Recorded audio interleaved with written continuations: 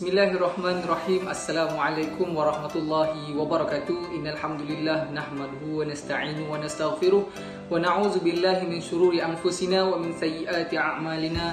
Innahu man yahdihillahu fahuwal muhtad wa man yudlil falan tajida lahu waliyyan mursyida. Asyhadu an la ilaha illallah wa asyhadu anna Muhammadar Rasulullah. Qala rabbi shrah li sadri wa yassir li amri wahlul 'uqdatam min lisani yafqahu qawli. Amma ba'd. Alhamdulillah, pertama dan selama-lamanya kita rafakkan setinggi-tinggi kesyukuran kepada Allah Subhanahu Wa Taala kerana dengan izinnya dapat saya berkongsi kepada para penonton pada hari ini untuk tazkirah ringkas bersempena dengan program yang bakal dianjurkan oleh Badan Kebajikan Pelajar-Pelajar Johor di Mesir yang diberi nama Tadhiyah. Dan tidak dilupakan juga saya dedikasikan ucapan khas jutaan terima kasih kepada Badan Kebajikan Pelajar Johor di Mesir kerana memberi ruang dan peluang kepada saya untuk menyampaikan tazkirah ringkas. Mudah-mudahan ianya bermanfaat kepada semua penonton yang dirahmati Allah sekalian. Jadi bertepatan dengan tema program yang dianjurkan oleh BKPJM iaitu menyemai pengorbanan, menuai keikhlasan, suka untuk saya kongsikan tazkirah ataupun perkongsian berkaitan pengorbanan dan juga keikhlasan.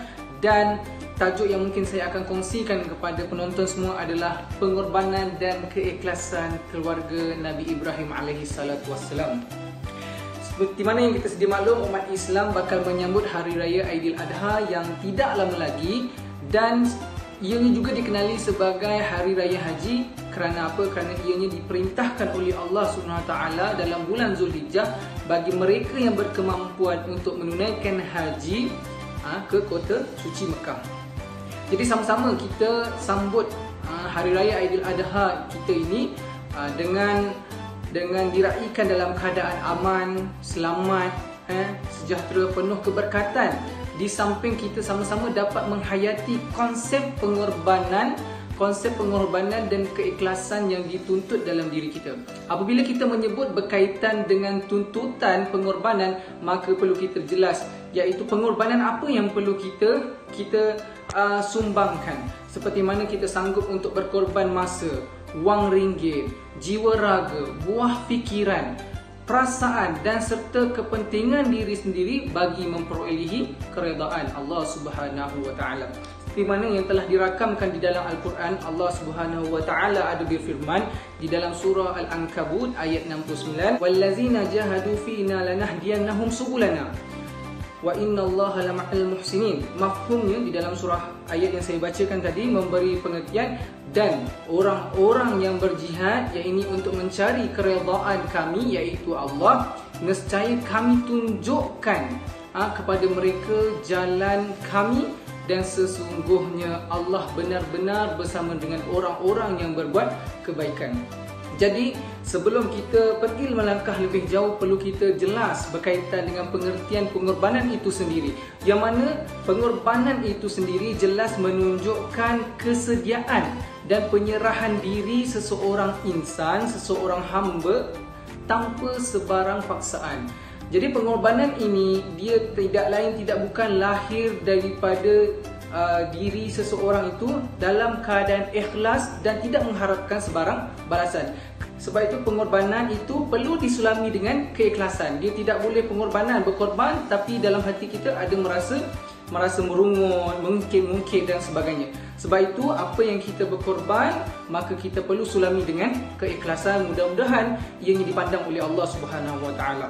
Justru itu, untuk kita memahami konsep pengorbanan, maka kisah pengorbanan Nabi Ibrahim AS berserta ahli keluarganya itu sangat bersesuaian dan bertepatan untuk kita jadikan sebagai model yang terbaik untuk dicontohi bersempena dengan sambutan Hari Raya Aidiladha atau dipanggil sebagai sambutan Hari Raya Haji. Baik, tuan-tuan, puan-puan, sidang penonton yang dirahmati Allah sekalian, mari sama-sama kita menyoroti serba sedikit kisah pengorbanan kisah ahli keluarga Nabi Ibrahim AS bersama isterinya Siti Hajar dan juga anaknya Nabi Ismail AS.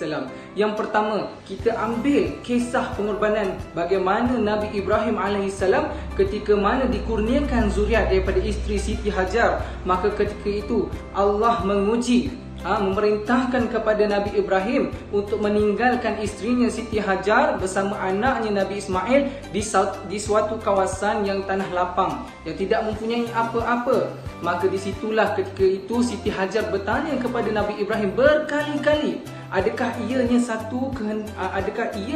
kehendak Nabi Ibrahim AS ataupun ianya merupakan wahyu daripada Allah Subhanahu Wa Taala.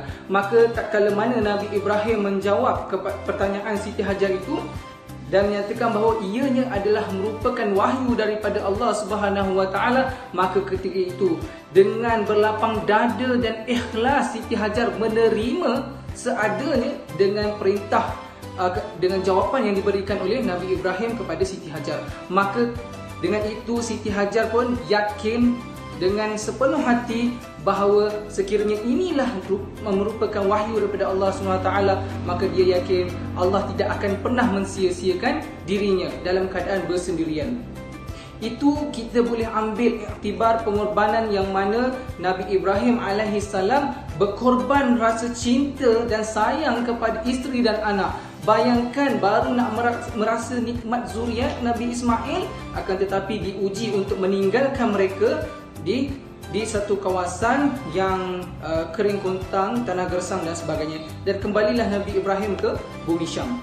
Itu yang pengorbanan yang kita boleh ambil daripada kisah Nabi Ibrahim. Dan begitu juga kita boleh mengambil kisah pengorbanan yang kedua, iaitu setelah beberapa tahun Siti Hajar dan juga Nabi Ismail AS ditinggalkan oleh Nabi Ibrahim, maka di situ telah dijadikan satu kawasan perkampungan kecil. Jadi pengorbanan ataupun kita boleh mengambil ibrah daripada kisah yang kedua ini ialah sikap tidak pernah putus asa seorang wanita dalam mencari rezeki. Bayangkan Siti Hajar yang ditinggalkan keseorangan dalam keadaan memelihara anaknya Nabi Ismail AS, berusaha tidak pernah putus asa untuk mencari makanan dan minuman bagi anaknya. Kalau kita boleh menyorot kembali bagaimana kisah kewujudan air Zam-Zam, begitulah ianya merupakan hasil usaha daripada Siti Hajar, ketika mana Siti Hajar sedang berusaha untuk mencari air bagi Nabi Ismail AS. Maka ketika itu tak kala mana dia melihat ada kawasan gunung yang diberi nama Bukit Sofa, maka ketika itulah Siti Hajar pergi naik ke Bukit Sofa kerana merasakan bahawa di situ ada air. Dan tak kala mana sampai di atas Bukit Sofa, rupa-rupanya hasilnya mengecewakanlah, maksudnya tidak dapat air pun. Kemudian melihat kawasan Marwah, merasakan macam ada punca air, maka dia pergi ke Bukit Marwah. Sehinggalah perjalanan ulang alik Siti Hajar daripada Bukit Sofa Marwah selama sebanyak 7 kali itu. Apa yang kita boleh ambil daripada kisah Siti Hajar ini ialah yang pertama, jangan pernah kita ada rasa sifat putus asa. Sesungguhnya kebergantungan Siti Hajar itu mengharapkan keajaiban daripada Allah Subhanahu Wa Taala. Dia tahu yang mana mungkin dengan usahanya itu dia tidak menyerahkan 100% tu adalah hasil usahanya. Akan tetapi sesuatu perkara yang paling menakjubkan apabila Siti Hajar berulang alik daripada Safa dan Marwah, perkara yang paling menakjubkan ialah air Zam-Zam bukannya keluar daripada kawasan Safa dan Marwah, akan tetapi dia keluar daripada satu kawasan yang berlainan, di kawasan belakang, jauh sedikit. Itu menunjukkan bahawa hasil usaha kita belum tentu lagi menjanjikan sebarang hasil, kerana ianya adalah berbalik kepada Allah Subhanahu Wa Taala. Itulah dia kebergantungan kita. Jangan berharap sepenuhnya kepada kemampuan usaha kita sendiri, akan tetapi kita perlu mengharapkan kebergantungan kita kepada Allah Subhanahu Wa Taala. Dan yang kedua, apabila melakukan sesuatu, andai kata gagal, jangan pernah berputus asa dan teruskan berulang-ulang kali sebagaimana yang dilakukan oleh Siti Hajar. Bukit Safa, Marwah berulang kali tak ada hasil, tapi dia tetap konsisten melakukan berulang kali. Itu yang kita boleh mengambil iktibar supaya terus melakukan sesuatu perkara itu berulang kali. Kemudian itu adalah kisah pengorbanan yang kedua berdasarkan daripada kisah Siti Hajar. Kita berpindah kepada ibrah, kita mengambil pengajaran ibrah, pengorbanan yang ketiga, yang mana setelah mana Nabi Ismail ditinggalkan oleh ayahnya, maka ketika itulah sewaktu Nabi Ismail meningkat dewasa, sekali lagi Nabi Ibrahim datang bertemu dengan anaknya yang tercinta, Nabi Ismail alaihissalam. Dan waktu itu tertumpulah rasa cinta dan sayangnya Nabi Ibrahim kepada Ismail, kerana dahulu sebelum ini ditinggalkan dalam keadaan yang kecil, kan? Sekarang ini dijumpa sudah meningkat dewasa, dan masa itulah terasa cinta dan sayangnya itu menggunung tinggi.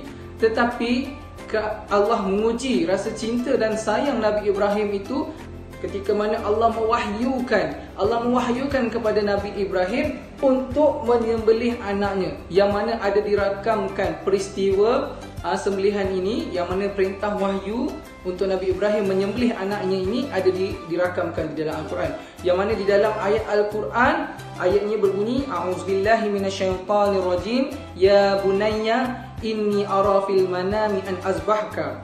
Jadi ayat ini menunjukkan, wahai anak kesayanganku, sesungguhnya aku nampak dalam tidurku yang mana aku menyembelih kau.